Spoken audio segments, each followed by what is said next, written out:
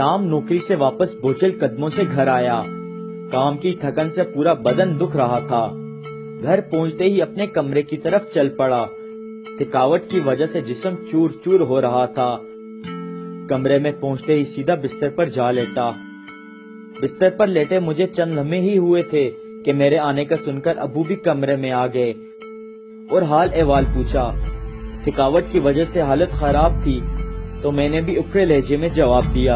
अबू ज़ेरे लब दुआ देते और चुप होकर दिल ही दिल में कुछ कहते वापस चले गए।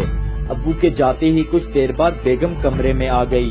बेगम ने आते ही मुझसे तबीयत दरियाफ्त की और हाल अहवाल जाना। फिर मैंने बच्चों का पूछा कि बच्चे कहाँ हैं। बहुत थका हुआ हूँ, अपने जिगर गोशों को देखूंगा तो सारी थकन उतर जाएगी। बेगम फौरन सहन में खेलते नन्हे मुन्ने बच्चों को ले आई, जो आते ही मुझसे लिपट गए। मैं भी बच्चों के चेहरे को देखकर अपनी सारी थकन भूल बैठा। अपनी शफकत कदरी उन पर निछावर करने लगा। लेकिन चंद लम्हों बाद ही वालिद मोहतरम का झुर्रियों भरा चेहरा आंखों के सामने घूमने लगा कि वो भी शफकत कदरी से मजबूर अपने बेटे को देखने आए थे, लेकिन मेरी बेरुखी के बायस वो मेरे पास न बैठ सके। इतना सोचते ही मेरी आंखों के सामने अंधेरा छाने लगा।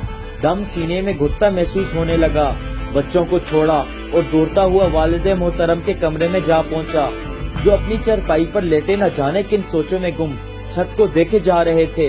मैं उनकी चरपाई पर उनके कदमों में जा बैठा और उनकी टांगे दबाने लगा।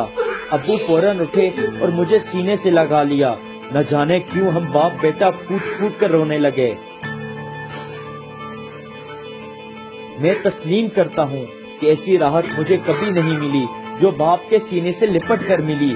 दोस्तों, हम अपने पैसों से सब कुछ खरीद सकते हैं सिवाय माँ बाप की खुशियों के।